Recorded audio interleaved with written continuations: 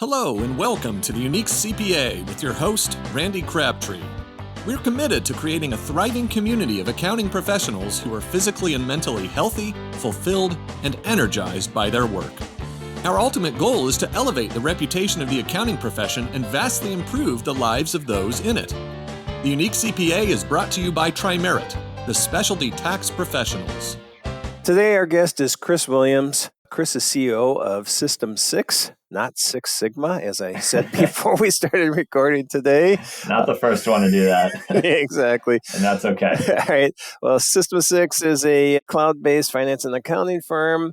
I'll let Chris probably give us more information on that. But before that, Chris, welcome to the Unique CPA.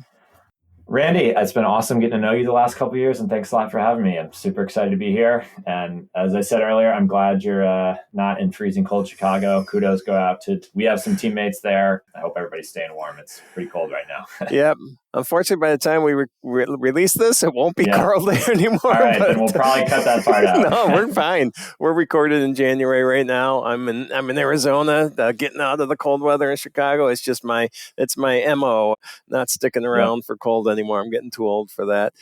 And so what you just said is great, getting to know each other over the last 2 years. I actually think it's been less than a year, hasn't it? When did we meet originally? Yeah, time flies. Yeah, I know. Well, I don't even remember the first place because I run into you so many places since. But which conference was that? Yeah, it's hard to say which one. I mean, I feel like we talked a bunch at Gusto Next here in my backyard in San Francisco, but probably something before that. I make the rounds with the Cloud Mafia, as I like to say. So. Yeah, could it have been QuickBooks Connect last year? Yeah, 2022. Yeah, definitely. I think maybe that's what it was. But yeah, it's pretty cool. Same thing. Back at you. It's been great getting to know you. And the reason that I asked you to be on the show is because you're doing some really interesting things, but you personally also have a very interesting background. Yeah. So why don't you give us a background on you, and then we'll get into the origins of System 6.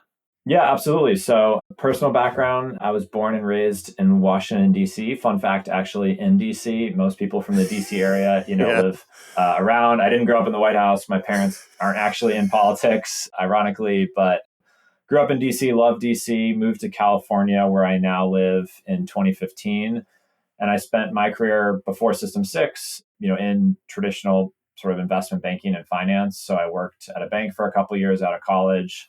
And then I spent 3 years at a private equity firm in an investing seat where we were actually in real estate and we did a lot of acquisitions. So, built an acquisitions background there, kind of picked my head up and said, hey, I'm not sure this is what I want to do forever. I want to go explore other career opportunities, maybe go back, maybe not.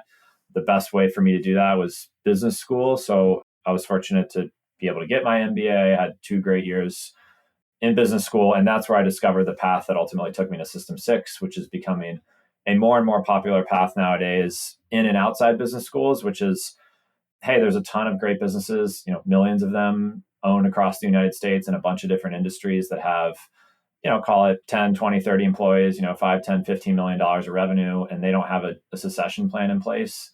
There's not a son or daughter who's going to take that business over. And so there's a lot of people out there, searchers. It's come into the accounting space. So I'm sure many of your audience gets emails from these people, maybe myself a couple of years ago. The basic idea is like, hey, I'd love to buy your business, take over, take care of your business, take care of your customers, then obviously try to grow it. But that's the path I went on out of business school, was going to find an awesome small business to buy, to grow, because I wanted to bet on myself. I wanted to do something entrepreneurial. I love, working with a smaller team now, really feeling a part of the result. And, that's becoming a more and more popular path. And so that's, ultimately I got excited about acquiring accounting, and that's how we're here today. Yep. And so a couple things. One, you're being humble there because you didn't tell us where you went to school, but Brown undergrad and Stanford for grad. That's a pretty big deal. Lucky to go to some great places, learned a ton, and especially at Stanford, exposes you to, crazy levels of success that put pressure on you, but also I think are very eye-opening. And for me, that's where I got the confidence to go do this. There's tons of people the last couple of decades before me who have bought in, $5, 10, $15 million revenue businesses, and then over a decade turned it into a $100 million revenue business. So cool experiences. And the network, the people I got exposed to was I feel very fortunate to have been able to go to those places. So let's talk about the System 6. So you're not an accounting background, you're not a Yeah. CPA, you're not, you Can't don't do have any of the work. Yeah. Yeah. I'm kind of useless, actually, is the takeaway. So what attracted you to this profession then? Yeah. And I think, this is something I try to like reinforce when I'm at conferences and stuff is like, look, I know accounting can be a drag, especially this time of year dealing with clients, but it's like, this is a great industry. And as an outside investor looking to acquire a business in a great industry, like, I just want to make sure people hear that. So there's a couple things. I mean, first of all, we serve a massive market. So System 6 serves, small business owners generally doing at least $1 million in revenue. There's millions of those in the United States. So large market, we provide a mission critical service. We don't provide taxes. That's even more critical, but like everybody needs bookkeeping, payroll processing, bill pay, invoicing. More and more of that is getting outsourced. So you're serving a big market. You're doing a service that's, everyone needs. It's mission critical. It's consistent recurring revenue, especially as more people have moved to the cloud and gone to sort of the MRR billing environment. It's decent margin business.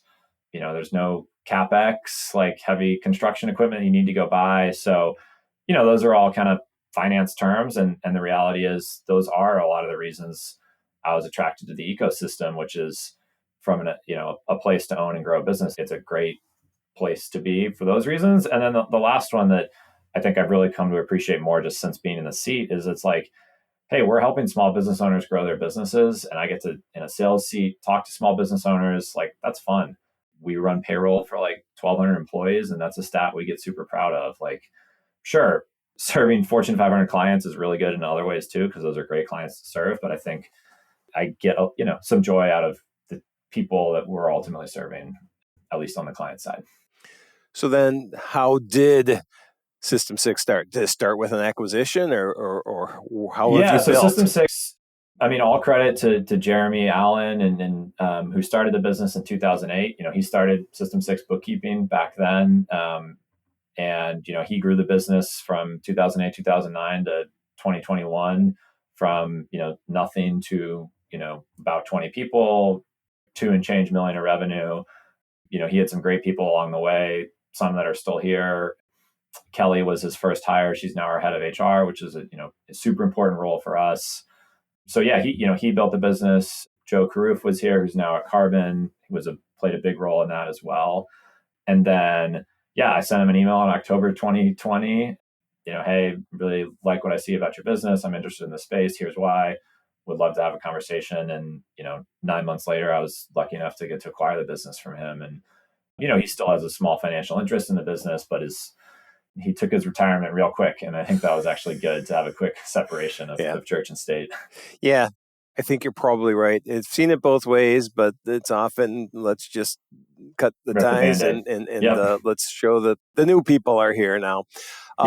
So 20 employees when you took over, and over time now, where are you at? Yeah, so we're at 38. We just hired somebody this week, fully remote, 20 plus states in the US, which creates some compliance headaches from time to time. But been really fortunate to be able to grow the business. It's all US right now, 38 people.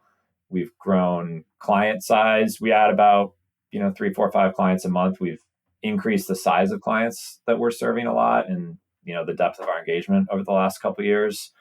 But generally speaking, it's been a story of just continued growth and improvement. No drastic changes, and that's a testament to the business that was here when I was able to step into it. That's nice. It was in good shape when you took it over, which is nice.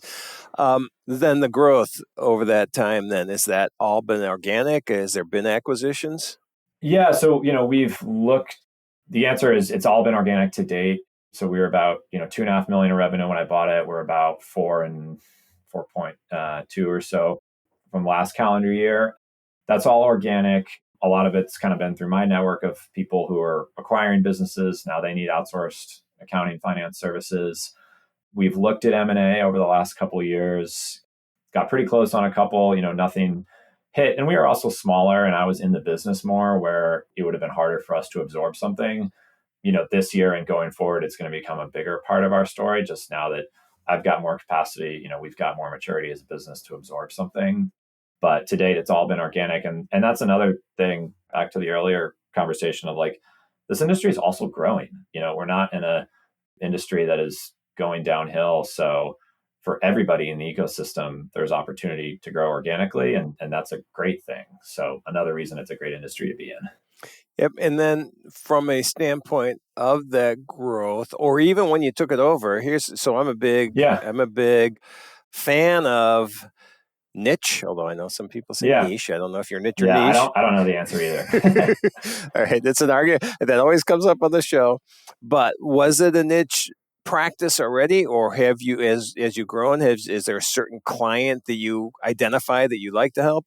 Yeah. So when I bought the business, no, I guess, size wise, when I bought the business, we were our minimum monthly was plus or minus, $600-700. So we weren't doing a lot of the really local small businesses. Most clients were $1 million, $500,000 in revenue and above. But other than that, generally Pacific Northwest, Seattle area client base. That's where Jeremy spent most of his time. That's where his network was.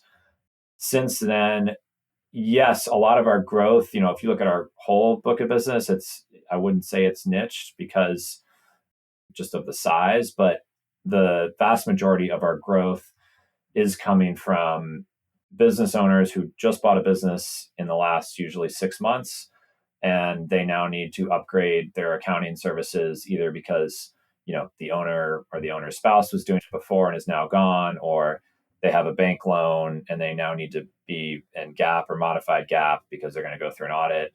So it's not one industry. That's across a variety of industries, but it's like a niche of a theme, which is someone who just bought a business and now needs to upgrade. And, that just primarily is because that's kind of my network. Yep. And then this year we're starting to do, for the first time, like Google Ads and digital advertising and marketing to try and build some niches outside of that, because I don't want it to all just be kind of my network, because that's not sustainable forever. So hopefully next year I'll have more answers of more industry niches that we're in. All right, we'll do this again next year then. Let's do it. But your network's pretty broad. I mean, we talked at the beginning, you've been out at conferences quite a bit. Yeah. Being that you are right now, at least, right, strictly payroll, bookkeeping, what are the services you're offering?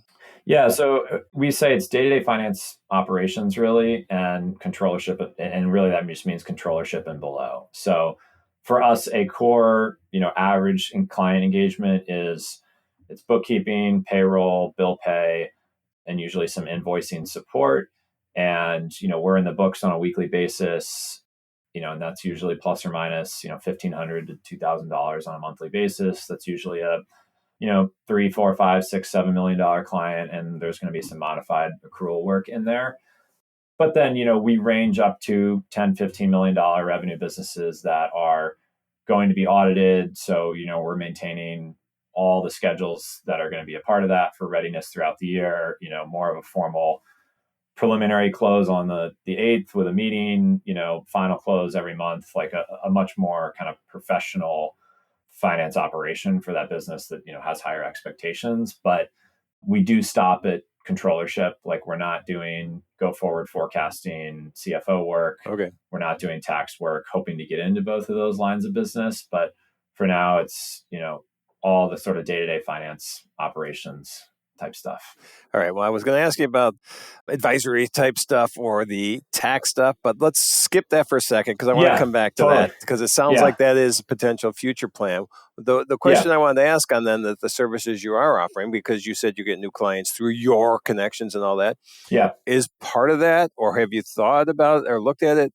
I mean, like full service tax and accounting firms that need to outsource this part to somebody else? Have you collaborated with other firms on things like that? Yeah, so we have gotten a good amount of leads through a couple of like transaction advisory firms that get hired for the QOE, the tax diligence. They're doing the opening balance sheet after a business is purchased, and they're hoping to have that client long term for the tax and the audit work. And so they're sending us in to sort of do the outsourced day-to-day accounting, the CAS work, so to speak.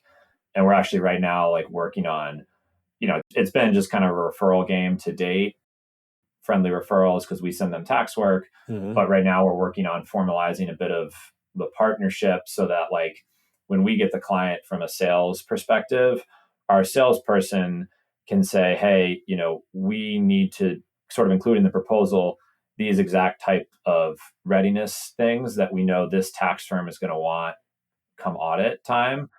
So, including upstairs entity management, like we're going to do bookkeeping for the holding entities that sit upstairs on these operating companies. It's been referrals to date, but we're trying to get a little bit more structured in that so that we can kind of deliver books that work better for the auditors, the way they like to see stuff. Okay. And did I just hear you say salespeople? Salesperson, Tim. Salesperson, Tim. Yeah. Okay, so besides your network, you do have somebody out generating, business. How's that? And how did you make? This is new, I assume. This isn't what you had. Tim joined us in April, so I would say, and he has done a fantastic job, and he spends most of his time like executing on sales that are coming in. So I'm no longer, leads still come to me through my network, but I immediately say, hey, great to meet you. Congratulations on what you're working on. Like, would love for you to have a conversation with Tim. And so he, has been closing all of the deals since he joined us in April. Candidly, he's, spending a ton of his time trying to drive business. He's building relationships with our CPA partners, some people in his local network, but primarily most of our leads are still kind of coming in through our presence in the acquisition ecosystem. Yep. But, that's also partially because he's only been with us for 9 months. I'm starting to bring him to conferences and stuff. Oh, yeah. And I was lucky I actually was able to hire him he had previously worked at another cloud accounting business and then had left a year before that. So came to us with industry experience, which was great because he was just able to like hit the ground running. Yeah, I think I like that a lot because there's so many even, larger CPA firms that just do business development, at the partner level rather than have a business development team. And I think we have a business development team, and I think that's so important for the business. That really comes from like, hey, I'm not an accountant, right? So like, I think about this as a business, and it's like, well, every business has a sales org. Mm-hmm. It's not sales that runs through the managers of service delivery. So I think it's super healthy for the durability of the business, not just for sales, but I also think on retention, right? Because then clients feel a little bit less attached to the service delivery people because they don't think about them as the person who also sold them that business, Right. And then so if God forbid we lose someone on our team, they leave or whatever, hopefully there's a little less churn risk because they're not as attached to the partner, so to speak. Yeah, that makes sense. I guess I didn't think about it that way in the past, but I don't think about anything. I just go out and talk. So that's not true. You built a pretty impressive business, Randy. Give yourself some credit.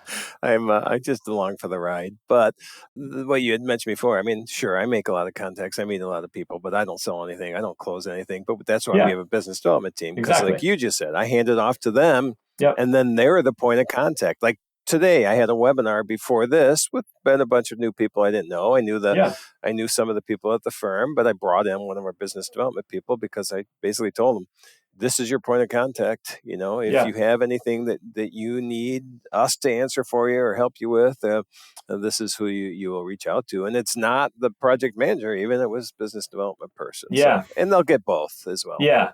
I mean, for me, when I first started doing that, it felt icky.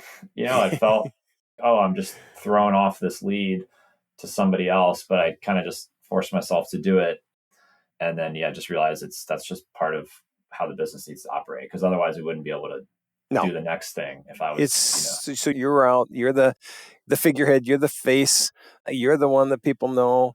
And for me, I just couldn't. I mean, I'd be and I am nervous that I'm going to get an email and I'm not going to see, and then we're not going to follow up. And so if the emails go to somebody else, or I have an assistant now that'll forward the email to somebody else, it's just, hey, I just don't have the time, or the passion to be the one to finish off a deal.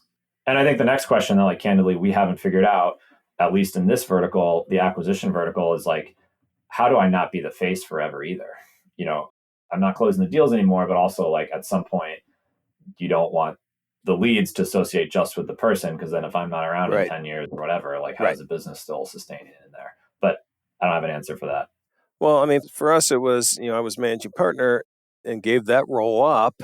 Yeah. So I don't have to worry about any of the operations ends of thing. And so I can be out there and, let's say, whatever, be the face of the Full-time operation. face. Yeah. Yeah. And so, but for you, I'm guessing that you are still, I'm very the much in the operations. business. Yeah. So yeah, just as you continue to grow, now I'm giving advice here that you don't No, care it's about good. anyways, but as you No. continue to grow, then that decision will be made. Where are you best suited for this business in its continued growth, or is there an exit at some point for you as well? Do you feel like, are you training somebody underneath you to take over as the market face one day, or not yet? So I have people in mind. I have people that go out and do webinars when I can't do them. I have Yeah. people that a couple people that I have on podcast occasionally with me. So yes, that is for me a concern that Yeah. okay, who is going to take over this role? But I don't think it's going to be one person. I Yeah. think And there's multiple people. you probably don't have to have it answered today because you're not going anywhere anytime soon. Well, yeah, who knows? Who knows that I enjoy what I do quite a bit. Yeah. But I'm not getting any younger. Yeah. Nobody is. Nobody is. Right? So all right. So let's get back to. Yeah. Sorry, I didn't mean to put you on the spot there. No, I don't mind. I had actually somebody reach out to me and we didn't do it yet, but he said, "Hey, Randy, is it okay if I'm on the podcast, but I want to interview you on the podcast on the Unique CPA?" I like that.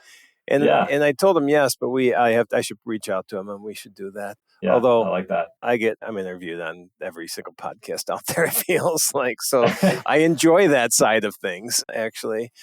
All right, let's go back to System 6.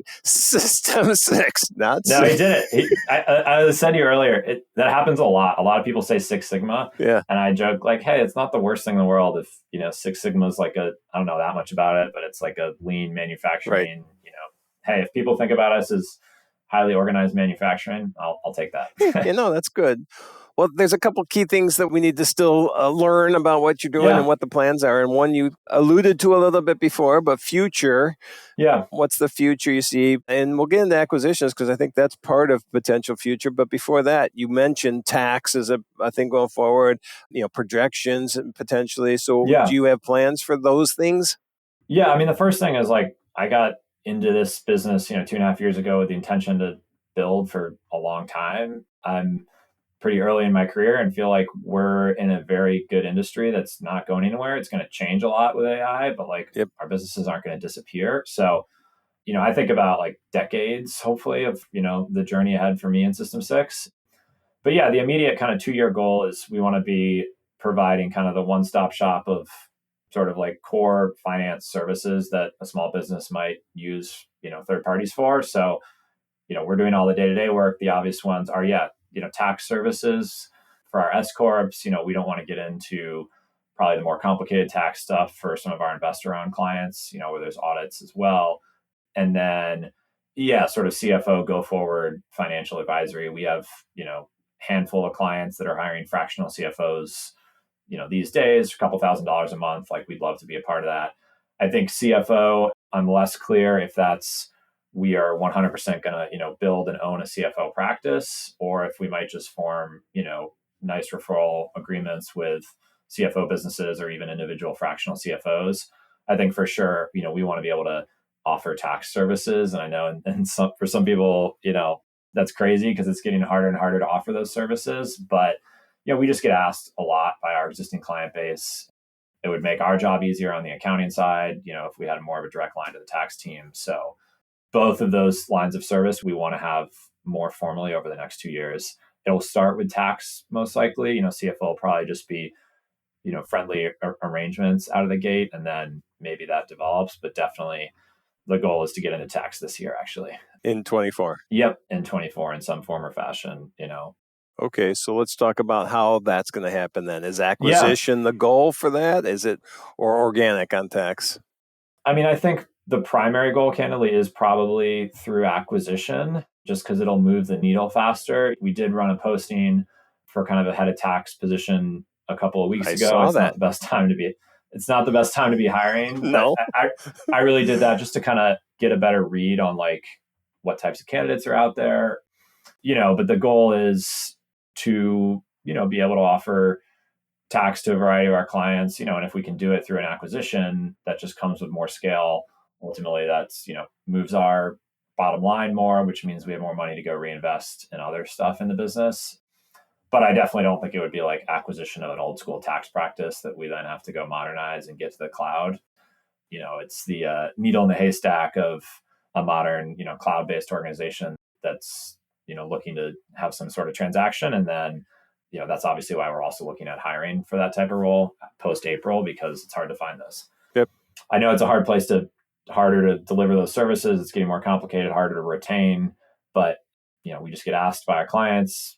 We want to continue growing. It just sort of seems like a no-brainer given where we want to be, 5 years from now. Yep. Like if we're going to be triple the size in 5 years, we should have tax.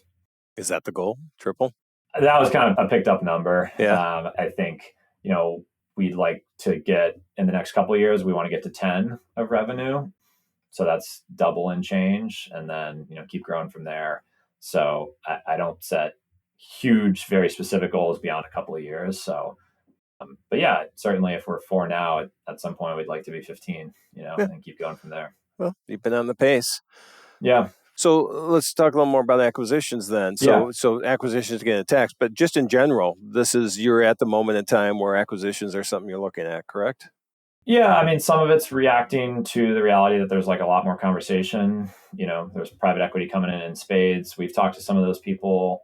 And then, because we've grown, I now have, more time and capacity to look at acquisitions. And I think it's a great way for us to get into, different lines of service, tax being one of them, or get into a different niche with someone that's got, expertise in a brand in a vertical that we don't have presence in. And it's also, my background. So I want to make sure to, leverage that. Like it's right. a helpful way for me to add value to the company. And then the last thing is I do just think, especially as more stuff is changing in the industry, we need to be investing in things. Like we're not going to go build AI ourselves, but if we're a bigger business with like more EBITDA that I can reinvest into hiring a head of technology, that type of stuff, like that's easier to do if we're, double the size in terms of net income and EBITDA, and, acquisitions is a way to move the needle there. So it's get into different lines of service. It's part of, because it's a moment in our ecosystem, it's my experience. And I also think it's good for the business to be bigger so that we can actually like invest in more places, hiring, et cetera. Nope, I agree. And then here's to me, an obvious question, and I know this is a passion of yours, but culture is extremely important to you and building. In fact, on your website, what does it say? Yeah. Focused on building and maintaining a fantastic culture, I can't talk, characterized. Thank you. Yeah. By joy, collaboration, and flexibility. So internally, how do you do this? But then, if you're looking at acquisitions, how do you make sure that fits culture-wise? Yeah. And I mean, one, I think that to your second question, that's a big part of the reason like we haven't done one yet. And we're going to be like very, focused if and when we do them on making sure there's a cultural fit. But internally, look, the most important thing we can do is be a great place to work. And that has to and does come above client service, because ultimately, like, look, we can have tech and we can have carbon and, and Zapier and the right products, but like ultimately our people are the product. Our clients interact with 2 or 3 people at System 6. And if those people aren't happy, if they're not enjoying their job, they're not going to deliver as quality service. And then the clients are going to leave, the people are going to leave, and then you've got like a death spiral. So ultimately, like I feel pretty strongly about it. Like the North Star is, hey, we want to be the best place to work in cloud accounting. When we have to make a tough decision, we're going to decide for the team first, fire the client. It doesn't mean that the client's sometimes not right and our team makes mistakes, but it's super important. So, some of the stuff we do internally, we've got flexible work schedules, right? We've got a 24-hour response policy, which we let extend further. Some, with clients, we're fully remote. We don't set people's hours. When we're interviewing, we say, what hours do you want to work? And, that can change. And then we do a lot of fun things throughout the year. We get together at least once a year as a group. And that's like, we don't talk any work that week, that weekend. It's just like, go have fun together. All of our team leads, so we're pod structured. They have a budget every quarter for just like little gifts and things. I've been really surprised the small stuff makes a difference. We give every employee and every employee spouse a birthday present. We're really quick to send flowers and stuff when someone's sick or someone's kid is sick. we've got profit share that we think goes a long way to help people feel a part of the organization and have good compensation. Like we want our people to be paid kind of top end, top range of the ecosystem. Yep. It's just all the little things like surveys once a month on employee experience. Kelly, our head of people, meets with everybody once a month, which is like, hey, how you doing? How's your manager? It's all that type of stuff just to make sure we have a pulse on people and that they enjoy their work. Like, I don't think it's culture is this whole thing of like, oh, I can just go talk about it and we're going to maintain a good culture. It's just like, know what's going on with your people, ask them a lot, take care of them, send them gifts, make them feel loved. Don't just say it. And that's through like, adding up a bunch of small actions. Like, I don't think it's one massive thing.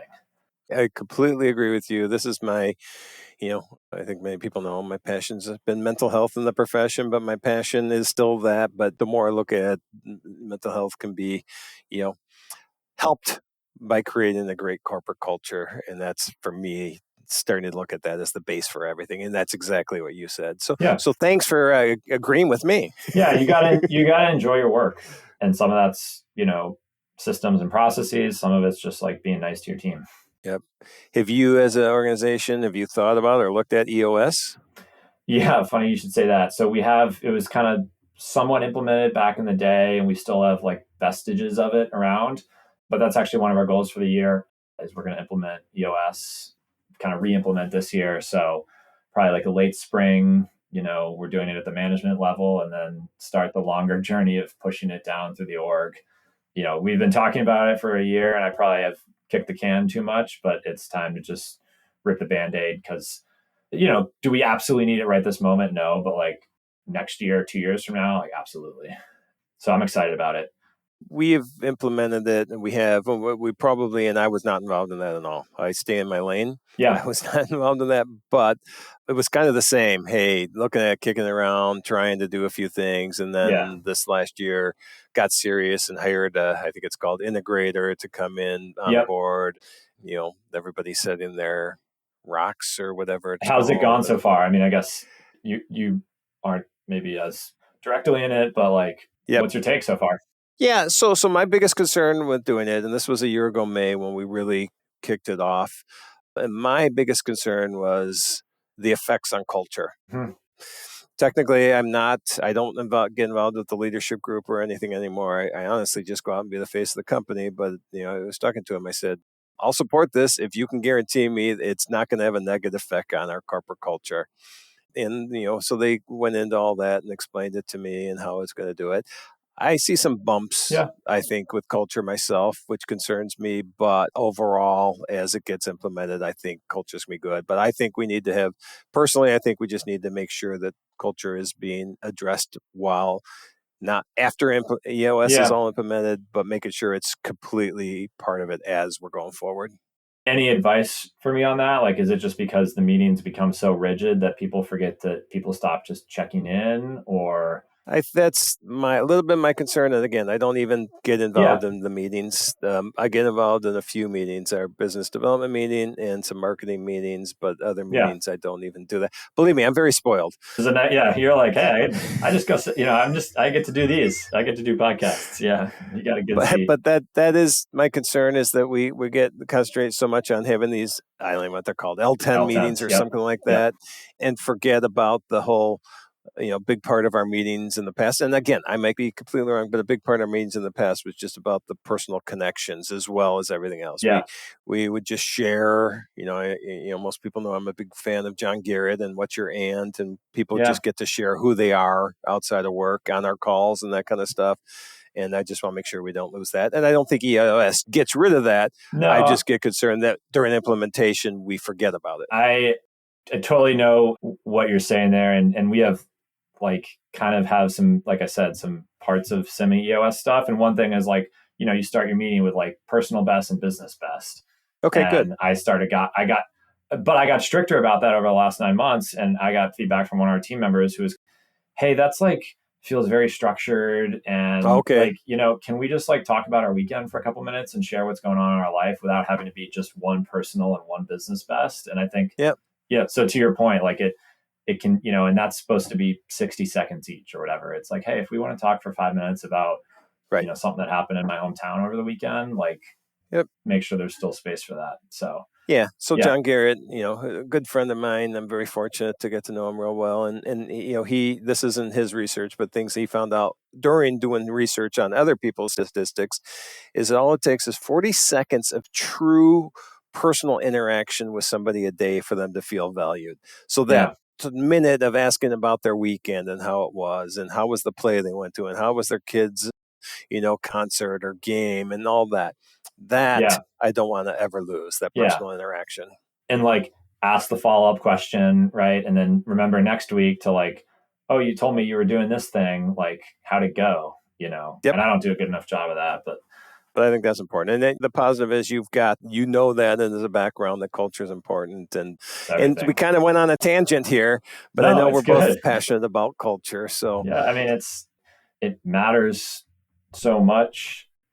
And I just feel like you hear, more legacy organizations in our industry like complaining about employee churn over the last couple of years and like quiet quitting, and they make it sound as if it's like the employee's problem, like there's something wrong with this, generation or whatever. It's like, no, people are doing that because it's not an enjoyable workplace. right. And like, thankfully with COVID now, post that, like there's more access to jobs because more companies are remote. And so, yeah, I hope that, the bigger organizations in the industry, my wife's a CPA, not active anymore, but, started at Big Four and like did 2 years, but that was it for her. And I hope they wake up to like, if it's a better workplace, those people will stick around more.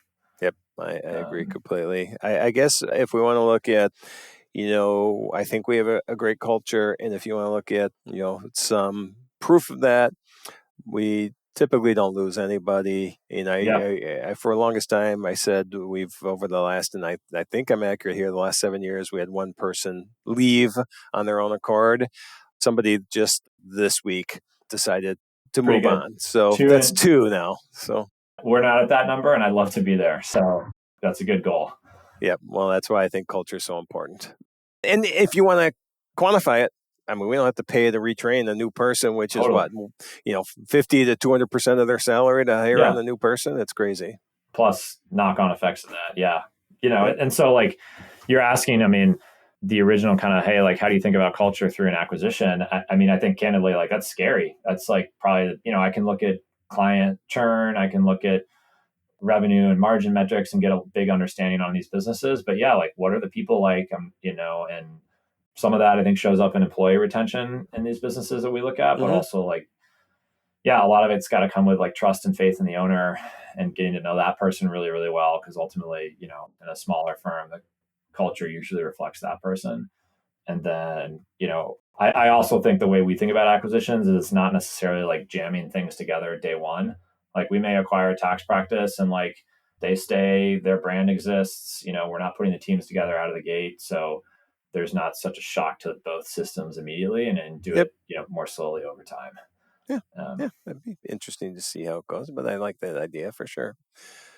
All right, Chris. Well, this was awesome. I really enjoyed you coming on, and every time we have a conversation, I completely enjoy it. So thanks for doing Yeah, that. likewise. Before we wrap up, two final questions that everybody gets. Cool. One we kind of alluded to already, or I mentioned it, but I asked this question before I met John Garrett, but I would always ask everybody, and I still do.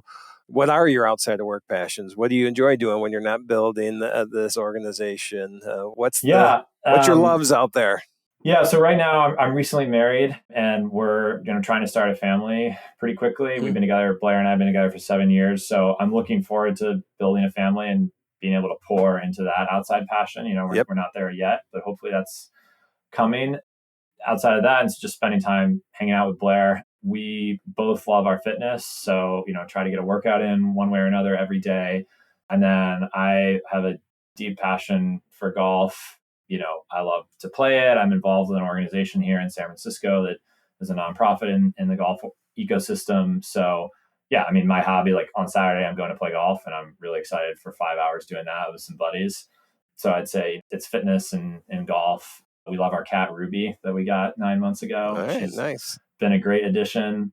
We'll get a dog one day as well. I grew up with cats and dogs, Yep. but yeah, that's where I spend most of my time outside of work these days. Yeah, if I move my camera, I think my dog's sitting on the couch here in this Airbnb right now. Our, You can see it, but our cat thinks she's a dog, includes like sleeping in the bed with us and everything. So right. It'll be a tough adjustment for her one day. Yeah, I bet. So, all right. And then final question: if anybody wants to learn more about what you're doing, with the organization, or in general, you or the organization, where would they get a hold of you or see what's going on? Drop me a line. Chris Williams is not the easiest name to Google, which is better or worse. Email me, chris@system6six.com. I'm on LinkedIn, Twitter, CTW_SMB. So reach out to me, whatever your preferred method of communication is. Always happy to chat to people in the ecosystem. And I just say, like, the ecosystem has been super welcoming. I'm able to meet you, go to these conferences, spend time with people who've been doing this a lot longer than I have, because people like welcome new entrants in, and I really appreciate that. So, well, we'll put some links in the show notes as well. So if people want to get a hold of you or see what's going on with System 6, I said it correct. There we go. Nailed it at the end. All right. All right. Well, Chris, again, thank you for being part of the show today. Cool. Thanks, Randy. Thank you for joining us today on the Unique CPA. You can find the show notes for today's episode and learn more about TriMerit at theuniquecpa.com.